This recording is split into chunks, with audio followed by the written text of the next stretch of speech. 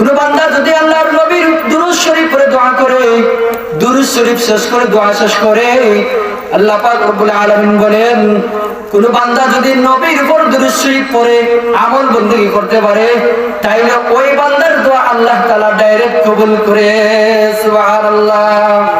মুহাম্মাদের নাম জপেছিলে বুলবুলি তুই আগে, মুহাম্মাদের নাম জপেছিলে বুলবুলি তুই আগে, তাই কি রে তোর কণ্ঠের গান, তাই কি রে তোর কণ্ঠের গান এতই মধুর লাগে ওরে,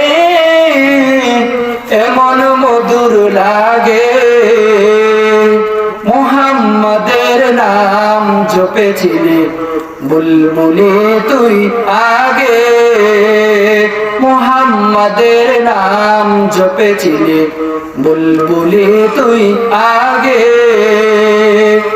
ওরে গোলাপ নিরিবিলি নবীর কদম ছুঁয়েছিলি, তার কদমের খুশবু আজো, তার কদমের খুশবু আজো তোরা করে জাগে। মুহাম্মাদের নাম জপেছিলে বুলবুলি তুই আগে, মুহাম্মাদের নাম জপেছিলে বুলবুলি তুই আগে। এজন্য আল্লাহ পাক রব্বুল আলামিন প্রত্যেক মুসলমানদেরকে বলেছেন, আমার নবীর নামের দুরূদ শরীফ যদি কোনো বান্দা পড়ে দুনিয়ার জমিনের মধ্যে বড় সম্পদ বলা হতে পারবে।